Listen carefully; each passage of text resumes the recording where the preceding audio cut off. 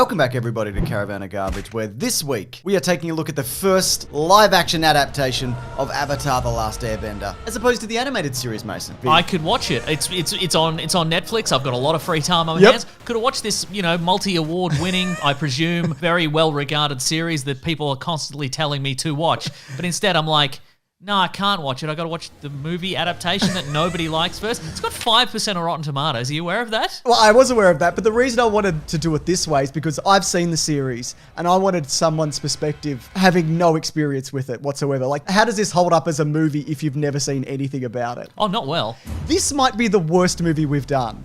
Whatever. Yes. Yeah, maybe. Because I think it's because it's the culmination of there's so much money in it and there's so much effort and thought and it's this tentpole blockbuster and it's off this beloved franchise. See, I didn't get any sense of that at all. I can tell you. It's a very expensive movie. I'm well aware. I mean, look, about midway through, I did Google it. I'm like, do I need to know any information about this? And I'm like, oh, you got me. It's a Shyamalan movie. You son of a bitch. Did you not know? I knew that, I think, at the time when it came out, and that's probably why I avoided it at the cinema. But I had forgotten it in the interim, and I'm like, oh, that makes a lot of sense, actually. It's just, in terms of scope and the potential for a series and the storytelling that you could do with this, and it doesn't land a single thing. It's kind of fascinating. Well, here's the thing. I think you, based on just this preamble here, I think you like it a lot less than I do. I was not crushed by this. Yeah. And I think it's because I haven't seen anything that came before that. I get the sense there's a lot of potential in that. It was very much squandered in this. What I could tell you from this movie... First, leave a like. If you could. Leave a like, yep. What I could tell you, even if I didn't know anything that was behind this movie, I think if I just watched it going in blind, I would have been like, this is based on something... Or multiple things? They've cut a lot of it out. Yes. It's based on a bigger thing. As soon as this started, I'm like, oh, there's an opening text crawl and there's narration. And I'm like... And it says book 1. This narration is going to be filling in a lot of gaps in this movie. Yeah. And it did. Yeah. That's a bad start when they just do the wall of text. Also, they say Avatar weirdly, and that comes from somebody who says... who says, I say Sega instead of Sega. We're like the king of saying things weirdly. But if you're adapting something and you cannot get the name of it right. But not all the time. Which maybe I thought was maybe a regional thing, because the fire people say Avatar, but the water people say Avatar. I think maybe it's a Victoria Adelaide thing. Yeah. Great reference. Everyone get that, yeah. People from Adelaide are a bit more posh. Yeah, they think they're better than us. They would say Avatar. They think they're better than us because they've got more churches. But guess what? Nobody cares. Yeah. Anyway, back to this movie. It sucks. Let's get into it. Yeah, so I hate most of the cast. It's cast just wrong in general. There's a few choices in casting that I like. Yinsen is in this. Professor Yinsen from the Iron Man movies, yes. But also, like a lot of characters, including Jackson Rathbone, who plays... Soccer? Soccer, yeah. He plays soccer. Nobody's funny. The appeal of the show... I'll stop you there. Is anyone supposed to be funny? Yes! It's a very funny show. No, it's not. Based on this movie that I've seen, it's not a funny show. It's a very earnest show.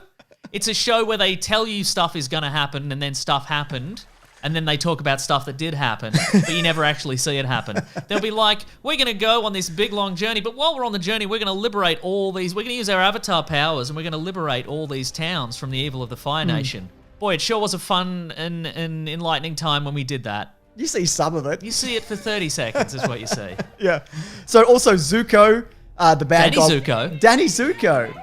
The bad guy. Dev Patel? Dev Patel, who, to be fair, I think is not terrible in this, but he's doing the thing from the cartoon where he's big and he's yelling. And in the cartoon, it totally works. And here it doesn't work at all. Because he's a frail little man. He's a frail... Well, not now. Isn't you seen that guy now? Yeah, he's great. He doesn't all of a sudden he gets so good looking. Oh my God. He looks good in burgundy. He looks incredible. And it's the same with Katara is supposed to be this strong-willed force of nature. That's why she got cast as Kate Yeager's daughter in Transformers, whichever Transformers she was in. And even, look, to be fair also, Noel Ringer, who plays Aang, I think he... Aang? The Avatar. The Aang the Avatar. Yeah. I think he's a very talented martial artist. Genuinely. Certainly, yeah. He's also really fun in the behind-the-scenes stuff. It's the mark of a good movie where you can't translate the behind-the-scenes fun that's what I'm talking about. On-screen fun. Because I don't think it's his fault. I think he could have made a good Aang, but it's not presented that way. right? Like, at all. What it's presented as is this massive mystery, which I enjoyed. I enjoyed initially because they're like the big scrolling wall of text is like, back in the day there was an avatar and he joined everyone together and he brought peace to the world, and now he's gone. He disappeared 100 years ago. Who's this kid? Oh, it's the Avatar. Mystery solved 5 minutes in. I enjoyed that very much. I kept waiting for another shoe to drop, like he wasn't secretly the Avatar, but then he was the Avatar. He was, and everybody cheered. Cheered at the end, yeah. Except for one guy who was like, "What are you, the Avatar? Throw up, you do some wind powers." Ah, you got me with your wind powers. That was funny. Here's some things that I'm gonna say some nice things. Okay, I'm bearing ready. in mind About me? No, these nice things are through gritted teeth. Okay, I'm still willing because to I feel listen. like sometimes you have to say some nice things. You know, like your mum tells you, just be that's right. nice. If you can't say something nice, don't say anything at all on a podcast. But that doesn't work on a podcast, Mum. That's not what this show's about. Sometimes Podcasts are just about spinning your wheels until you're up to 10 minutes. That's right. So to be fair, they built these incredible sets and visit amazing locations. I think at times it's not a horrible looking movie location wise, but at the same time, there's not really a feel between like distinct nations and regions. There's no idea of geography, like where are we in the world? I didn't know that either. Where is anybody from? What distance has anybody traveled? Where's the sense of community? Who is anyone? Like, it doesn't... You're throwing all these questions at me like I would somehow know the answers, and I don't. And there's shit like Dev Patel's character in the animation. Yes. He's got a big scar across his face because his father did it. It's like retribution and to teach him a lesson and all, and maybe to get rid of him or maybe to make him a stronger man. He doesn't really seem to care, right? Can you even tell that he's scarred in this movie? I mean, a little bit from certain angles. In That's certain what I'm lighting. talking about. It's like, because it's a huge mark of shame that somebody from the Fire Nation who can control fire gets burnt. That's like a big deal. Right. He's like one of the only ones you see who has that. It'd be like if you worked at a spaghetti factory and you got drowned in the spaghetti. That's right. You'd be like, Mamma Mia. That's the first reference I could think of. I guess I'm just hungry. I don't know. And there's things like soccer's boomerang. It's not even shaped right. Like, you can't get the shape of a boomerang right. There's a boomerang in this movie? He's got a boomerang. No, he's got a stick. He has a stick on his back, it's doesn't a he? boomerang. No, he wears a stick on his back, I remember. To you, though, does this feel compressed? Does it feel sped up? Oh, yeah. What does it feel like to you? It feels like, well, I mean, very early on, we get the Avatar has been rescued from the ice. Yeah, sure. He's been in a big block of ice for 100 years. And he's rescued by the brother and sister team. Yeah. Then the Fire Nation show up and like ruin their lives. They've got great ships and costumes, I Oh, think. the ships look pretty good. Yeah. Why doesn't anybody else have any like mechanical ships? Because It's they're not the rule- important. They're rural and they're connected to the Earth. I get it. And But I it's get it. it's in the animation. Of course it is. Yeah, no, I get it. Right. But then he leaves, like they capture him and he leaves, and they're like, we gotta go rescue this kid. Why? Because it's the Avatar. You just met him, and he ruined your village or whatever. Again, it's... The bloody Dev Patel shows up and he's like, bring me your elderly. I want to hear all their boring stories, maybe. Is that why I'm here? I guess so. Is he going to kill the elderly? Because they've outlived their usefulness, But if I'm honest with you. these are things that you get a sense of in better storytelling over multiple I don't think you would. episodes. Based on this, I don't think Yeah, you you're would. probably right. Anyway, but then they're like, we've got to go rescue. No, you don't. You're trying to survive in this harsh, unforgiving, frozen world. Also, he got out. Yeah, on his own, yeah. He seemed skilled enough to get out on his own, yeah. Yeah. So what I think I'm saying there is, would have been nice for some bonding, Yeah. of which there isn't any. Sure, Like, yeah. why they're like, we got to rescue the... You're not friends. No. He's a little bald, weird guy. He's a bit of a little ball. Why is he still alive? He's been trapped in the ice for 100 years. Magic Mason. Yeah.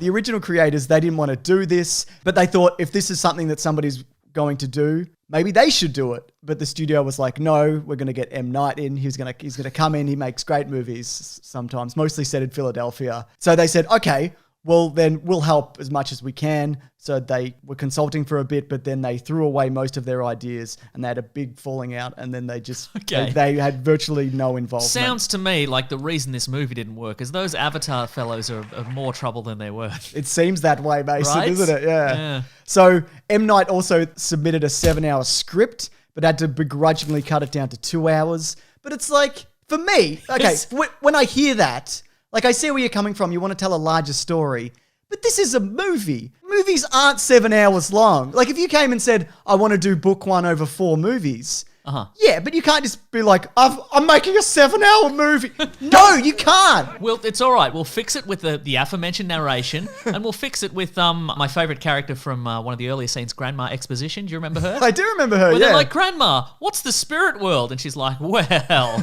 you can't see the spirit world. But there's a dragon in There's it. a dragon. Oh, yeah, I've got a note here. It just says, a dragon spirit or something. That's all I have here. But look, side note, there is a scene towards the end where Aang the Avatar is like, he meditates for hours and he encounters the dragon spirit. And he's like, dragon spirit, how do I defeat the Fire Nation? Yeah. And the dragon spirit's like, water.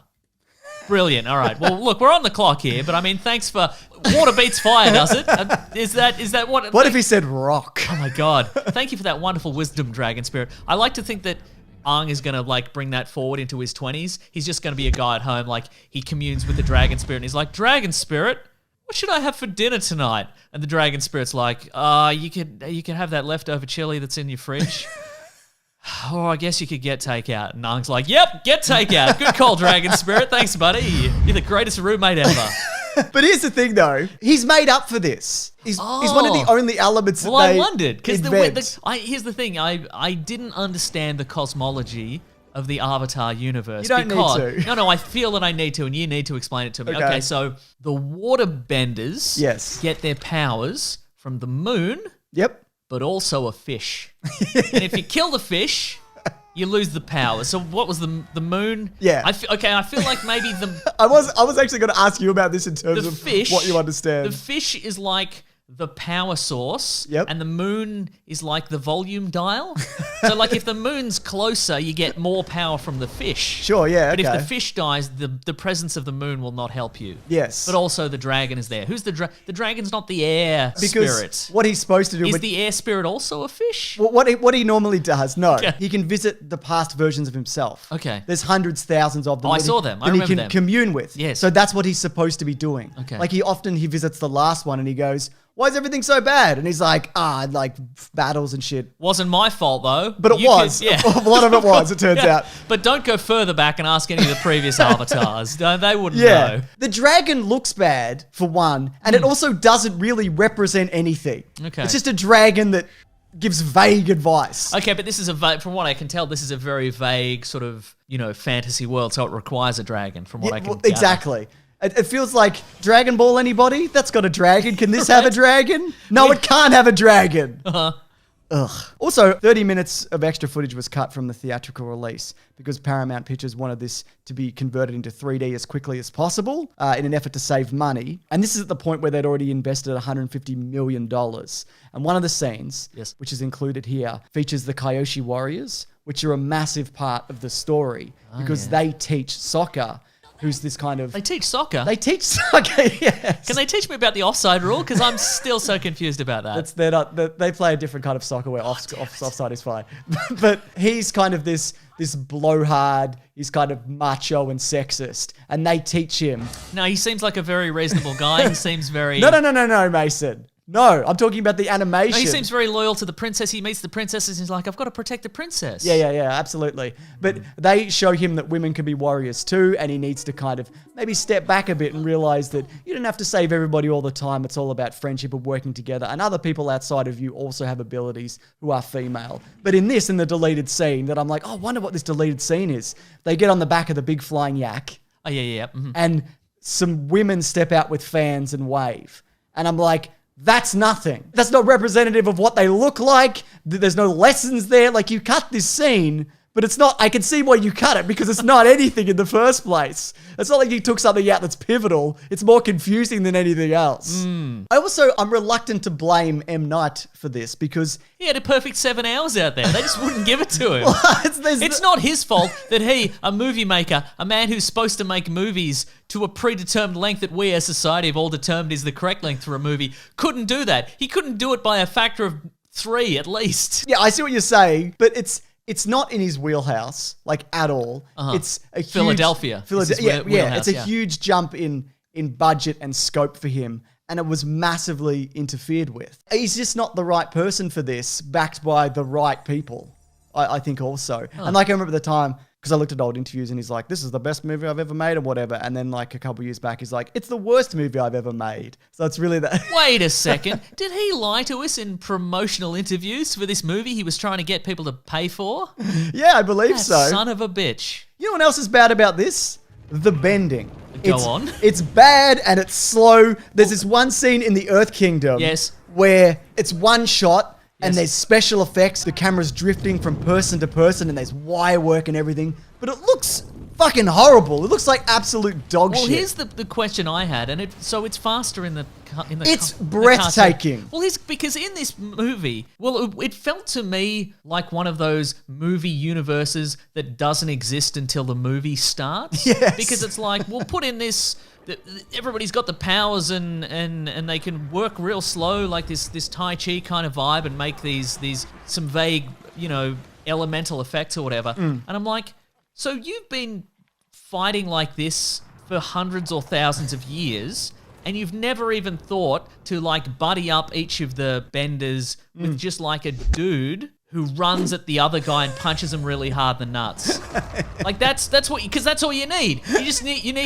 You're the firebender and you have like an interrupter guy. Yeah. And He's got a stick. He's got a stick and he hits the other guy with a stick, because you need to do this elaborate semaphore, like decoding this pattern situation. Sure. Just hit him in the nuts. Yeah, but it's not like Or that. ovaries. But anybody who's skilled at this in the animation, you can't get near them. And if Right. you pair, say, like Aang up with a waterbender or an earthbender, he's unstoppable. Or even him by himself is unstoppable. But here it's so slow and wavy, and it's like James, again, I'm in possession of half a brick. I feel I could take on most of these guys I agree. on my own. Yeah. Just wait for him to start do the wavy thing. Brick to the head is all I'm saying. There's a scene, James. There's a scene where the firebenders have taken over what I think is an earthbender encampment. Yeah. And the earthbenders are like, we need the Avatar to help us because we can't stop these firebender guys. And it's like, Put some walls up.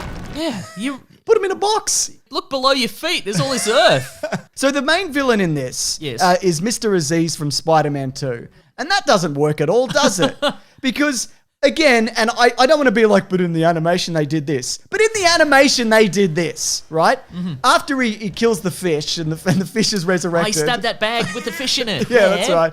After he kills the fish, it's his pride that kills him in the end, right? So he's getting swept up by like a great water spirit or Yes. something from memory. And Dev Patel's character is there. This is just easier for you. That's why I'm Thank you. calling it.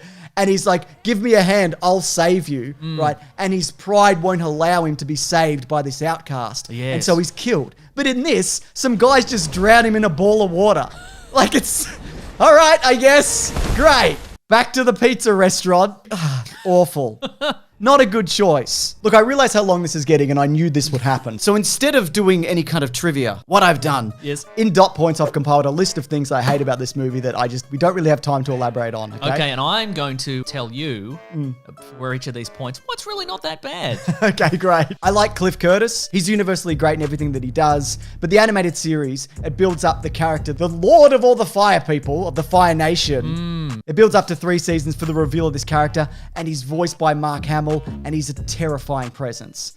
Here, though, he's not really scary at all. He's just a mean uncle. Yeah, he looks like a Moroccan casino manager that James Bond meets, but from one of the bad Brosnan movies. The animal sidekicks in this, they look fine, but they have zero personality. Oh, they're supposed to have personality. They're supposed to have so much No, personality. but personality gets in the way of them liberating the other towns or whatever they did, you know? You're right. Major plot twists are casually revealed to both the audience and the people in the movie, like the blue spirit being Zuko. What? He's wearing the mask and he rescues Arm. Oh, yeah, I remember that. Yeah. Also, why did they give him Slash from Guns N' Roses' hair? Because that's ridiculous. That doesn't aid that look at all. It's just a blue mask in the animation. What were they thinking? What race is anybody supposed to be? And I'm not talking about the whitewashing, but also that. But I mean in terms of like accents, clothing, location, where is anybody from? Like I get they're sort of multicultural, but who is anybody at any point in time? James, I can clear this one up for you. If they're wearing the Fire Nation robes, they're from the Fire Nation.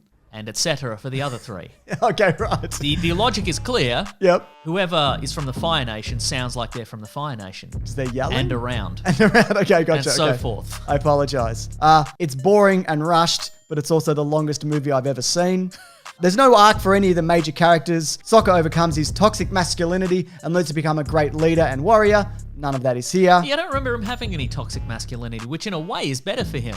Because if he starts out as a cool dude, he can continue to be a cool dude. But I think if you recall, he does have a character arc because he's in love with the princess in theory. Yep. And so when she dies, he's sad in theory. Yep. And then when she comes back to life, he's happy in theory.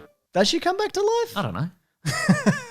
Maybe. She does it in the animation. I can't remember. There's zero creative use of any of the bending. It's just waving hands and gusts of winds and water or whatever. We touched on that already. Try and think of another thing you could do with wind besides put out a candle sometimes. I've just written here, how dare they, quite frankly. That's just in general. It's not referring to anything specifically. They fucked up the arrow on Aang's head. It's supposed to be a big blue arrow, and I get what they were thinking in changing that, but at the same time, what were they thinking? Well, it's just a big blue arrow. I mean, thank you, Lucky Stars, they didn't try to do some sort of promotional tie-in and it was like the FedEx arrow or something like that. Yeah, good point. And this, I think, ties... You get your package there with the speed of the wind. This ties into something you said. It's like nobody in the movie knows each other. People who are siblings, friends, lifelong enemies, people that we see meet in the movie. It feels like everybody was grabbed off the street, pushed into the same room, and forced to socialize at gunpoint. There's no chemistry between literally anybody. They could all be filmed on green screen on separate days in entirely separate locations. Yeah, I kind of thought they were. Like before when you said these sets were amazing, I'm like, they could just be green screen. It's hard to tell. They went to Greenland. Extreme conditions. Green Screen Land is what you're thinking of. Okay, am I? Yeah, Which is a place in Burbank. So the finale of this, there's a moment where they go, hey Aang, they want you to be their avatar. We all do. Doesn't work like that. He is regardless. Your options are, he's the avatar, or you stab him and you wait for the next one. Okay. Like, there's no, we accept you. You don't get a choice in that. He just is. And do you remember the face that they leave Aang on at the end? No. He's just like, I don't know whether he's confused or annoyed. Was it constipated? Yes, sort of. Might have been Or like, constipated, he's yeah. like determined. It's such a weird shot to end on of him. For this character that we never see again, by the way. Yeah, but they probably were just like half-assed this one because they've got a better scene to end on, which is when the general's like, well, they defeated me, but they're not going to defeat you. And then it's like, oh, it's the general's daughter who we saw for like 30 seconds an hour ago. Yeah. Do you get it? Yeah, I get it. This is the first of a trilogy, Mason. No, I didn't feel anything. Yeah. So yeah, the budget of this was $150 million as mentioned. It only made $319 million, which did warrant a sequel. And the idea was that the sequels would take place over years because the animation takes place over months. That way, the characters would age up over years in real time, which kind of makes sense. There were plans in motion to make this happen because it made some money. So they went, oh, can we... Do you think? I mean, people, but some money though. Yeah, what do you right, think? Can we get away with it? They did that calculation of like negative reviews versus some money. Yeah, that's right, exactly. There's just a guy in a room at any movie production studio, and you just open the door every once in a while, and he's just like, "I'm still, I don't know, guys. I like to think check back in an hour. Oh, I don't know." I like to think he's got a real set of big brass scales that he's using to weigh everything out. Anyway, anybody who had a minor or major creative hand in this movie should go to jail. Not director's jail, I mean real legitimate jail, because this is a fucking travesty. Look, I'm a new convert to Avatar: The Last Airbender. Only recently did I watch the entire series, and it's incredible. I know I'm jumping on the bandwagon, etc. Like, I never watched this because I always heard it was bad, and I'd never seen the original, so I didn't feel the need to. But what an absolute fucking disaster. This is the perfect example of just, you couldn't have done this any worse. Every step that you took was in the wrong direction. Baffling. But at the same time, this happens quite a lot, doesn't it? It really does. And look, James, you are absolutely hysterical. I do not understand where you're coming from. As someone who hasn't seen the cartoon series, all I can say is that it filled me with the most positive sentiment I can think of for this kind of movie, in that I felt nothing. At any point, I did not feel anything. A series of scenes washed over me, And at the end, I'm not changed at all. So good for you, Hollywood. You've done it again. You've done it again. I just want to end on the ultimate slap in the face for a movie, if you don't mind. Go on. So this was the most expensive movie ever produced by Nickelodeon Movies. So in addition to the $150 million budget, there was $130 million in advertising. Nickelodeon, though, did not give the film any nominations at its 2011 Kids' Choice Awards, despite the fact that Airbender was a Nickelodeon Movies motion picture. Wow. Yeah. But still, maybe a sequel because some money? Yeah, some money. They open the Kids' Choice door and there's just another dude in there like, ooh, no. No. Nah. You should watch. There's a really great video on YouTube. You know what they Is it our video? No, Watch this video again. I mean, we have many great videos, but it's people coming out of the cinema like big fans and they're all dressed up and they're like, what did you think? Every single person is like, the worst. It sucked. It sucked. It's terrible. It's horrible. I really didn't like it. The worst movie I've ever seen. They couldn't have fucked that up more if they tried, which they seemingly did. I don't know. It feels intentionally bad. I don't know. Again, I think these people are being hysterical. Just feel nothing like I did. Anyways, this has been Caravan of Garbage. If you'd like a hint towards next week, here it is.